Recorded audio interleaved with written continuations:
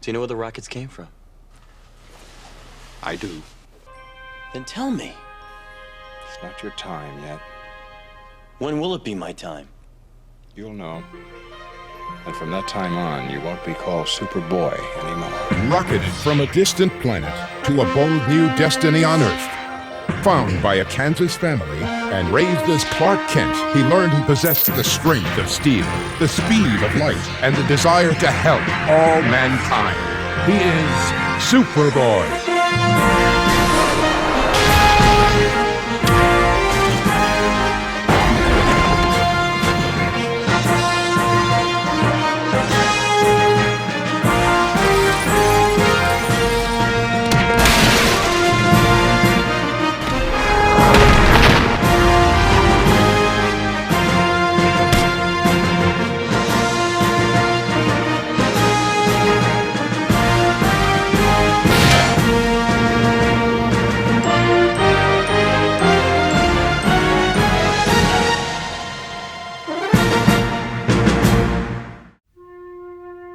On October the 6th of 1990, Superboy returned to the small screen with a new series. The show officially took on the name of The Adventures of Superboy, taking cues from the classic George Reeves show. The location shifted from the Schuster University to the Bureau of Extra-Normal Matters in Capital City, where Clark and Lana are working as interns. The Bureau investigates paranormal activities and aliens, including the Boy of Steel. This formula predated the concept of the X-Files, which saw Mulder and Scully working for a government agency investigating similar activities. The tone of the series took on a drastic change. Many episodes took place at night, and the colour and lighting seemed very much influenced by what was happening with superheroes on the big screen. Batman made a huge impact on the industry with its dark and gothic visual design, and Dick Tracy took the film noir elements of Batman and gave it more eye-popping visuals. Superboy producers embraced a mix of the two, and despite the limited budgets, they successfully created a far more visually compelling show from the previous seasons. Ilya Solkine took a step back from producing, seeing Julia Pistor taking over and managing the production. Julia would go on to produce a number of successful shows for Nickelodeon, and motion pictures such as Lemony Snicket's and the Spiderwick Chronicles. With Julia attached, there appears to be a better sense of quality control, and much of the campy tone and humour of Season 2 has been removed.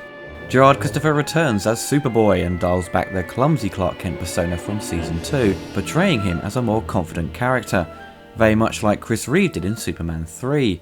Gerard was actually threatened with being replaced during the end of Season 2, because his agent felt he should be paid a proper wage after being paid pretty much peanuts for his work. Thankfully things were worked out and Gerard got the money he deserved and returned to the show. Gerard would also take on more of his own stunts. With the limited budget, it saved them not having to use a stuntman, and Gerard felt confident to take on the fight scenes and extended wire work. Gerard even got a chance to write an episode titled Wish for Armageddon. His Superboy costume remained virtually the same, but received a slight modification with the cape, appearing tucked in instead of being buttoned on, which definitely looked a lot better. Stacey is back as Lana and is now working as an intern with Clark at the Bureau. I'm not entirely sure how she is qualified to work there, seeing as I'm pretty sure she studied art in the previous series and didn't work at the Schuster newspaper like Clark did, so it seems a bit of a lazy way to have her still in Clark's life. She also takes on similar roles as Clark and goes out in the field to investigate the extra-normal matters. There are numerous new cast members that work at the Bureau. Matt Ritter, played by John J. Fernandez, who had studied theatre before making the break to TV. He had struggled to find work he wanted for a number of years, taking many different jobs and making contacts with industry professionals to help further his career. Superboy will be his first big acting gig on television. His character is Clark and Lana's superior. He is very laid back and is often the voice of reason and helps Lana and Clark think more clearly if they're having problems or trying to solve a case. Robert Levine plays C. Dennis Jackson, the head of the Bureau of Extra-Normal Matters. His character is basically like Perry White, but far more strict and conservative. He often spends most of his time grilling Clark on his constant disappearances and making sure his work is filed on time. It seems all you do at the Bureau is file reports. Great job. Lex Luthor's psychic and partner is Darla, played by Tracy Roberts. Darla had made an appearance in Season 2 but appears far more frequently in Seasons 3 and 4. Darla basically plays a similar role to Miss Tessmacher in Superman the movie.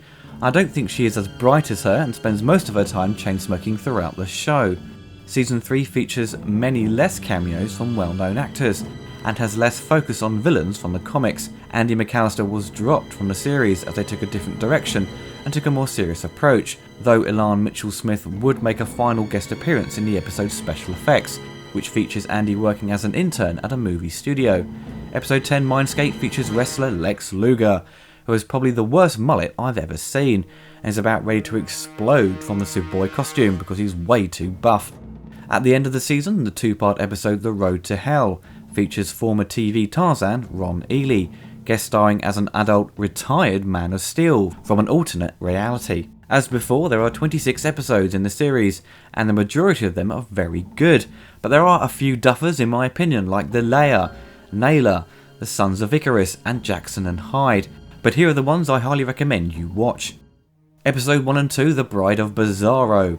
The show opens with Bizarro attacking a talk show which is discussing bizarre relationships. Being the bozo he is, he thinks it's about him, and he returns to Earth in search of a mate.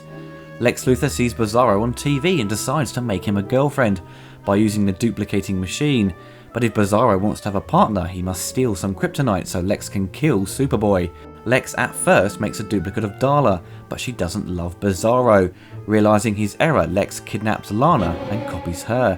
It's a great start to the season and has plenty of action and solid direction to take the series onto the next level. Episode 5 and 6, Roads Not Taken. Another two-part episode. Lex finds a portal to another dimension. The scientist Dr. Winger has no idea where Lex has gone and is unsure if he can get Lex back. Darla panics and kidnaps Lana and sends a letter to Superboy.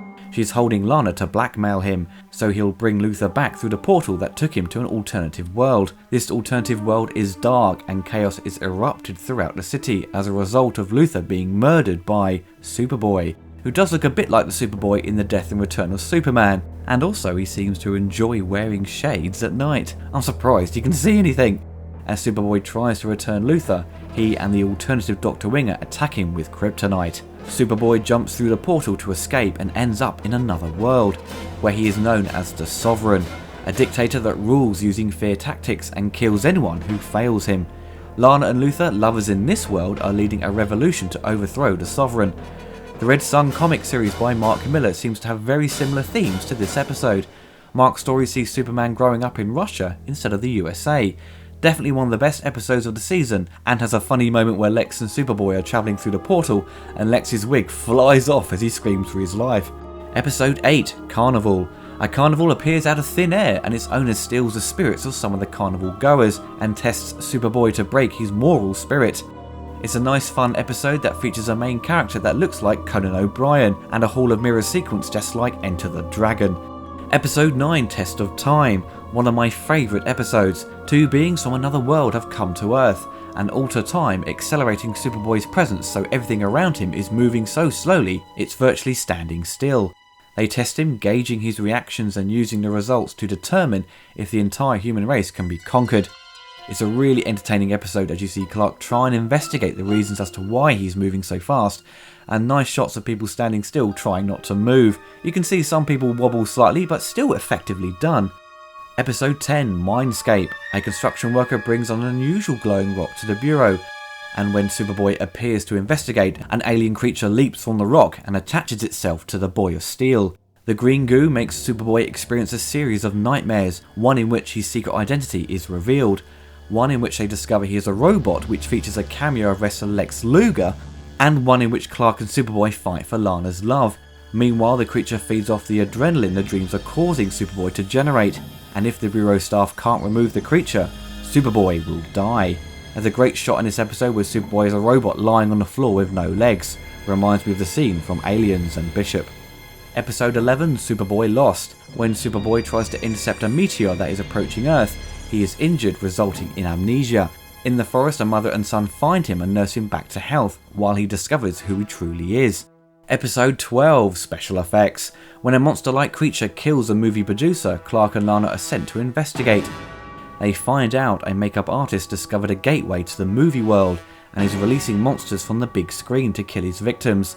Obviously all shot using the Universal Florida sound stages, so no real effort needed with the set dressing, a very much behind the scenes look, and also features Superboy beating up a giant hamster. Episode 15, A Day in the Double Life. As Clark is always disappearing on shift to save people, his boss gets concerned, so he orders Clark to write down all his daily activities, but often rewording his outings as Superboy to cover up his identity. This episode makes a refreshing change from the regular random villain of the week, and you get to see Clark's apartment. Episode 16, Body Swap. Superboy is tricked into swapping bodies with Lex Luthor, which causes confusion for everyone involved in their lives. This episode is hilarious, and you can see Gerard is having lots of fun playing the villain as he chews up all the dialogue. Episode 22, Mind Games, which is actually written by Sherman Howard. After a botched rescue attempt, Superboy and Lex Luthor end up trapped in a lead-coated mine with a chunk of kryptonite, and they discuss some of their issues with each other and learn to work together to escape, and to save Lana, who got caught up in the cave-in. A great episode and well directed, a good effort by Sherman who adds an extra level of character to Lex. Episode 25 and 26, The Road to Hell. Superboy is taken to an alternative world yet again, where he witnesses himself as a child living in the jungle and must be saved from being captured. You can see they have borrowed the look of young Kal-El from Superman the movie. A run-in with an alternative Lex creates complications. He's a bit more of a coward and is bossed around by Darla. Lex wants to raise Kal-El himself to take advantage of his superpowers, after a near-death run-in with Luthor, being stabbed by one of the crystals from the crashed ship. Superboy is taken yet to another universe, within which an alternative Lex, who is now a doctor, and Superman exists as an old man. The alternative version of Luthor works to save Superboy, who has lost a lot of his blood and needs a transfusion to live. Dr. Luthor asks the now retired Superman, who agrees. Later, Superman visits Superboy as he recovers and shows him the utopian world that he helped create. Superman reveals a few interesting facts regarding Superboy's origins and history that he had not yet discovered, but despite being pressed for details by Superboy, Superman won't say any more. Later, as they tour the city, Superboy expresses concerns that he won't be able to do the same things in his universe, but Superman assures him that he can do it. Superman admits to being proud to be able to help people, but regrets never having children and a family. The episode tiptoes around using the name Superman because they don't have the license to use his name. But Ron Ely is great as an old Superman. He has the voice and look of an aged Man of Steel. It's a great finale to the series. Don't go away. Superboy will be right back. On the 6th of October 1991, Season 4 debuted. At this point, the ratings for the Superboy show were very high, making it into the top 10 syndicated shows in the USA, with over 3 million people tuning in every week. The tone of the show was kept the same, but the appearance became slightly lighter, with more episodes featured in daylight, removing that sense of a darker atmosphere. The writers started to push more of Superboy's background and what he might become in the future, and Lana comes even closer to discovering Clark's secret identity. Gerard took on more responsibilities in the show, becoming a producer and working closely with Julia Pista to keep the tone and direction on the right track. He even wrote another episode called Cat and Mouse, which is essentially a best-of episode showing random clips from previous episodes. Season 4 features cameos of more familiar faces. TV star Bill Mumy plays Tommy Puck, who does experiments on human beings, and the same episode sees British rock singer and actor Michael Des Barres. Michael plays the richest man in Capital City. Barry Mayers, who had played Bizarro from Season 2 onwards, actually gets to play on screen without any makeup as Bizarro when he has turned human. It's very strange at first hearing his real voice, but you come to realise he's a very good actor once you see him acting normal and not bizarre, as it were. Jack Larson and Noel Neill, who played Jimmy Olsen and Lois Lane from the classic George Reeves Superman show, make an appearance in the episode Paranoia. Jack provides a great cameo and you can still see the young Jimmy Olsen in his performance, and like Noel, it's always great seeing them turning up in Superman productions. The character Chaos is played by Paul McCrane, who I'm sure you will recognise from RoboCop. Another famous wrestler makes an appearance, Roddy Piper. He unfortunately doesn't get to let loose and attack Superboy, but it always puts a smile on my face when I see Roddy turn up. Due to the issues surrounding Warner Brothers, they produced 22 episodes for Season 4, 4 less than the previous series. I would recommend less episodes in Season 4, but the show still retains the quality of Season 3. However, there are certainly more forgettable episodes that can be skipped. A Change of Heart is a 2-part episode where Superboy investigates a wave of violence that has hit the city. He finds a new personality in the town called Adam Verrill. who is hypnotising the public with his video screens. Lana begins dating Adam but realises he is not the nice guy he wants people to believe. Adam senses Lana is going to run to Superboy for help, so Adam fakes her death and blames Superboy. Superboy is sent to prison but strangely doesn't seem that upset about Lana despite being unaware that her death was faked. Adam enlists the help of Tommy, just released from prison, but Tommy wants to make amends for the errors of his past. Adam threatens Tommy to help him develop a weapon to kill Superboy. This two-part episode only just made my recommendation list. It's not as good as Season 3's opening episodes, and there's a lot of clumsy direction and acting, mostly from the extras, but the main villain Adam is a joy to watch, and the actor Michael playing him is clearly loving the part of being the bad guy. Bill Mumy I think is totally wasted in this episode, a bit of a generic character they created to be honest. Episode 3, The Kryptonite Kid. A young scientist who is trying to reduce the effects of kryptonite falls foul of an accident in the lab and is infected with kryptonite. He plans to use his powers to harm Superboy to take revenge.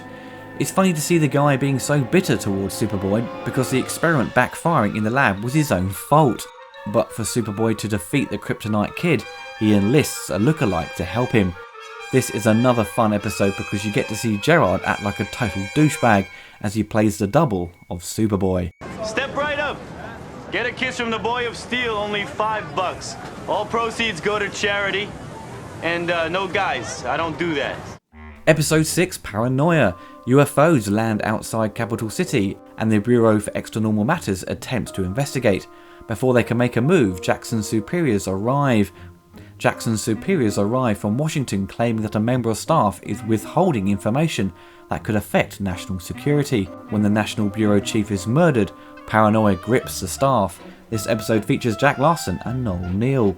Episode 7 and 8, Know Thine Enemy.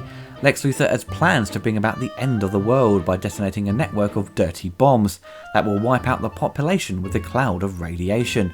Superboy is drawn to an old lair of Luthor's by hypersonic signal. There he finds Lana, who has followed him, and they discover a computer program created by Luthor known as a Psycho Disc. The program allows the user to live out Luthor's life in a virtual reality type environment. Superboy activates the program and becomes Luthor in the VR world. You see how Luthor lived with an abusive father and a mother who refused to stand up for herself. The only person Luthor ever loved was his sister Lena. Meanwhile, back in the real world, Lana learns that if Superboy is not removed from the VR world soon, he will be trapped in a never-ending loop of Luthor's memories. Lana becomes a part of the program herself, hoping to rescue Superboy. All the VR sequences remind me of the hell scenes in Bill and Ted's Bogus Journey. This episode is the first to show Lex's backstory and helps the viewer understand how he turned out the way he is. Episode 9, Hell Breaks Loose. Strange things begin to happen at the Bureau after a construction project begins, and a number of paranormal events occur. They call in a paranormal specialist and a psychic to investigate, and they discover a gun and clarinet hidden in the retaining wall that is not part of the building's plan. The gun suddenly moves and fires at the wall where Lana is standing in front of, all on its own, and Superboy appears out of nowhere to stop it. He smashes through the retaining wall to find a skeleton which is likely the remains of a clarinet player named Johnny, murdered 50 years ago when the Bureau was still a grand ballroom. The psychic claims that the spirit is at rest now, but at night things go insane as the hole in the wall begins to glow and pull things and people towards it. The episode cuts back and forth to the 40s, featuring Gerard playing Johnny and Stacy as a love interest. It always makes for a fun episode in a TV show when they deal with the past and the actors get to play dress up, recreating the 1940s. Episode 11 and 12, To Be Human. After a year of normal life, Bizarro Lana explodes, leaving Bizarro devastated. Superboy finds Bizarro mourning the death of his partner and offers him hope. Hope of being made into a normal human being. Superboy takes Bizarro to Dr. Lin, who has developed a process that can use Superboy's brain waves to correct Bizarro's imperfect mind. The transfer works, but something causes the machine to overload. Superboy is left disorientated and weak. Meanwhile, Chaos, an insane terrorist, is bombing parts of the city and wreaking havoc. Chaos attacks Capital City, and as Superboy flies over, Chaos fires at him, and in his weakened state, Superboy is injured by the blast and falls to the street. Chaos drags Superboy away to dispose of him once and for all. Bizarro now has a normal human appearance, and he is calling himself Bill Zarro, but after seeing reports of Superboy being captured by Chaos, he must choose to return to his bizarro form to save Superboy, or let him die so he can remain human. Episode 20, Metamorphosis. A gym owner is using the blood of his younger customers, along with a gold variation to help keep himself young. This results in an acceleration in their aging process. Lana becomes one of the victims and gets increasingly old. Enjoyable episode down to the fact it has Roddy Piper in it. Episode 21 and 22, Rites of Passage. Technically episode 100, the only episode to show Kal-El coming to Earth. John and Martha find Clark and take him home, and Jackson turns up a second later and finds a purple crystal that was accidentally left by the Kents. Cutting to present time, it's Clark's birthday, but he starts experiencing problems with his powers as they become out of control. The spacecraft he arrived in becomes activated, and he must retrieve the purple crystal to complete the rite of passage to become the Man of Steel. Century 3 continued working on the show from Season 2 and provided the visual effects post-production work for Season 3 and 4. There appears to be no improvement to the blue screen work. There are indeed more shots of Superboy flying to his next location, but often at a very slow pace and looking poorly composited. Quite frankly, Season 1 has far superior blue screen work. There are certainly better animated effects and added visuals to help with the advanced technology the enemies use, and with this greater creativity helps to push the sci-fi elements. Gerard is certainly far better with the wire work. They really push the live action flying shots. Great takeoffs and landings. As a Superman fan and a bit of a nitpicker when it comes to wire work on the big and small screen, Superboy definitely gets my seal of approval.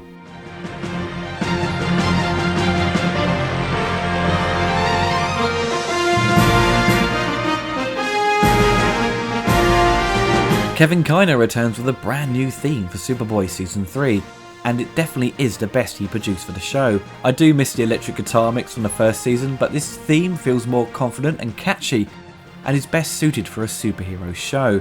This remains the same throughout both seasons, which is a good thing. If it's not broken, don't fix it. As mentioned in part 1 of the retrospective, there is no complete score available, or any bootlegs, which is a huge shame, because there's a lot of great music within the show that deserves to be represented in a full-blown CD release. The theme tune for this show is available to purchase, and you can find it on the 75th anniversary DC Comics CD. The producers and those involved with Superboy had intended to continue with the 5th season. The finale of Season 4 was to be titled Obituary for a Superhero, which actually appears as episode 19, with Superboy supposed to appear to meet his demise at the hands of Lex Luthor in a cliffhanger episode. The intent of Ilya Salkind was to make a series of television movies, which would resolve the cliffhanger and see Superboy return. If you watch that episode, you'll be as glad as me that it wasn't the finale of the series, because I found it to be poorly executed and very forgettable, mostly consisting of interviews with the villains and dopey kids off the street. Shortly after that decision was made to film the return of Superboy, Warner Brothers instead decided to try and develop a new live-action Superman television series, which would have been the first since the original series with George Reeves ended in 1958. This series, which would become Lois and Clark: The New Adventures of Superman, would be taking cues from the John Byrne continuity, and thus would not be taking place in the same continuity as Superboy. In order to avoid potential confusion between the two shows, a court order was put in place handcuffing the Salkind's plans to produce the films they desired to round out the Superboy series and any potential Superman films which were being discussed at the time with Christopher Reeve. Chris was showing an interest in returning if the budget was to a decent level, to avoid any similar problems he encountered on Superman 4. DC Comics stopped approving the scripts for Superboy, which put the show out of business overnight despite the Superboy series being very popular and doing good numbers with the ratings. Thus, the writers of Superboy were forced to rewrite Obituary for a Superhero and created a new final episode, a two-parter called Rites of Passage.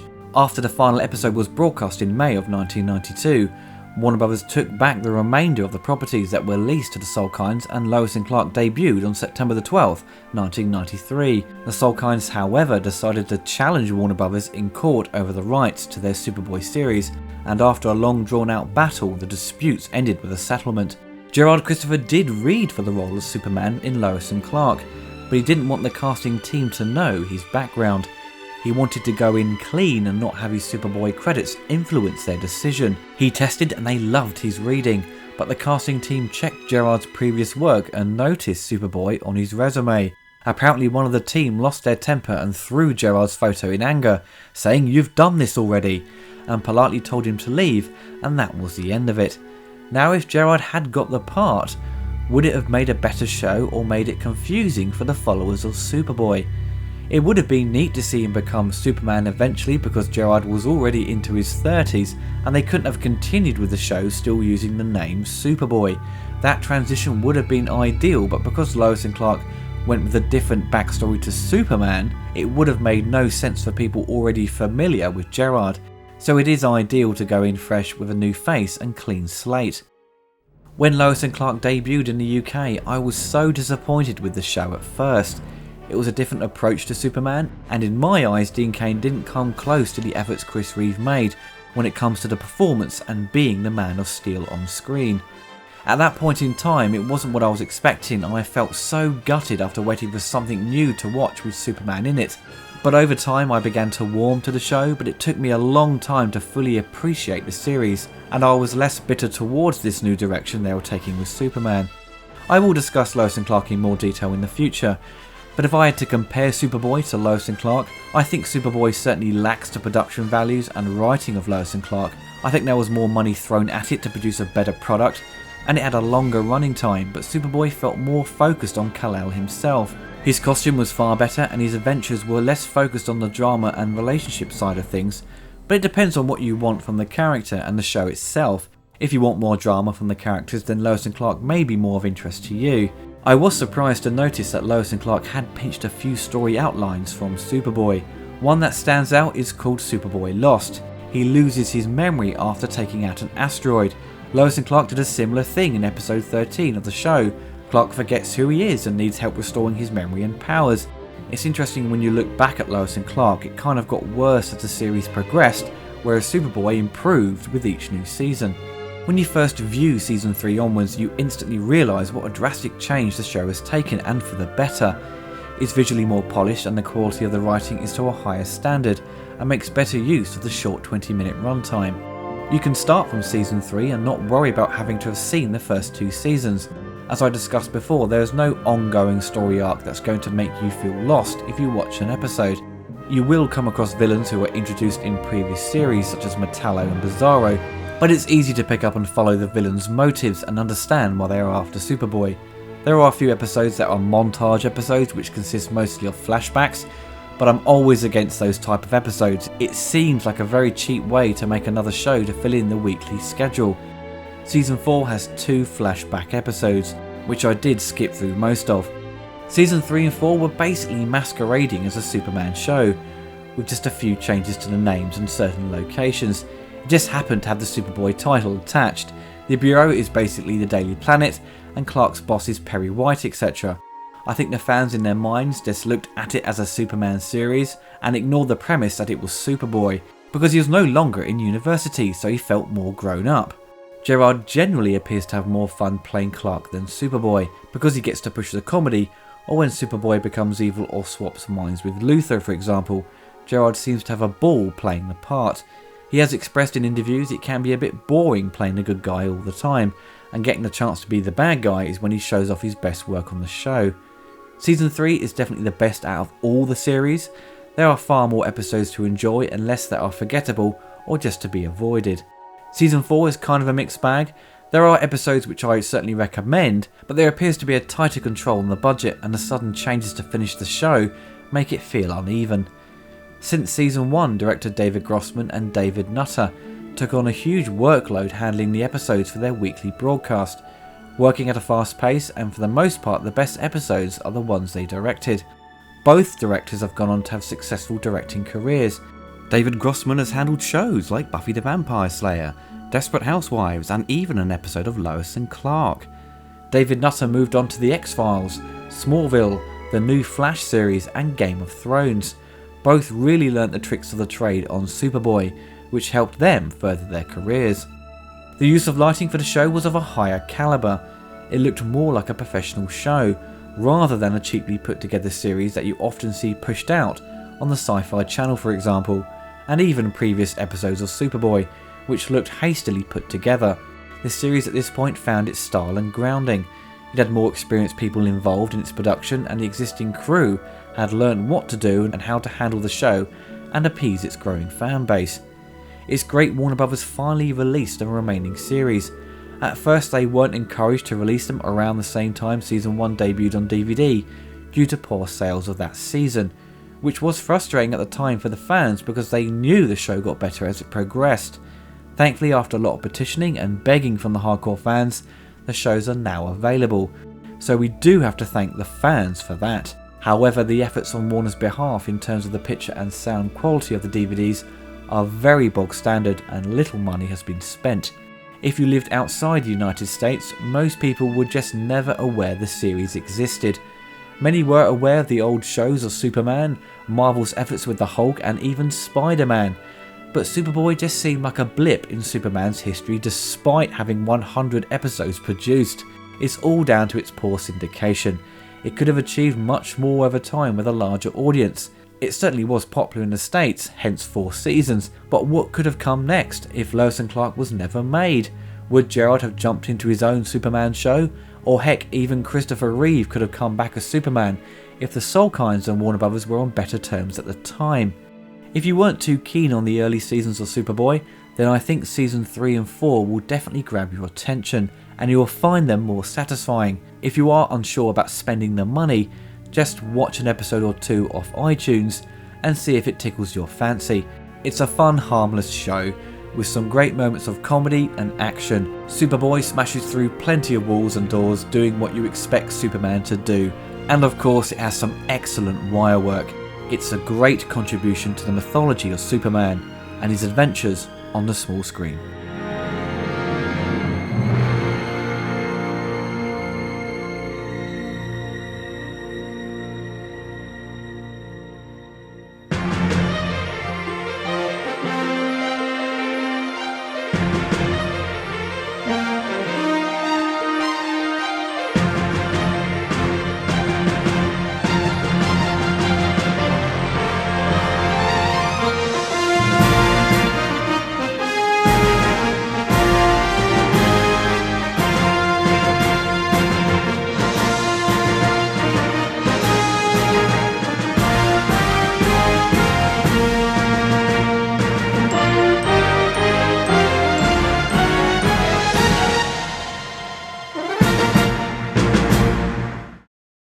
If you enjoyed the video, don't forget to like and subscribe. You can find more retrospective reviews by clicking on these videos. If you want to watch my upcoming reviews early before they go live on YouTube, you can support me through Patreon. Don't forget the poster designed by my talented artist Peter Bruce, celebrating 100 retrospectives, is still available to purchase. We ship worldwide and postage is affordable.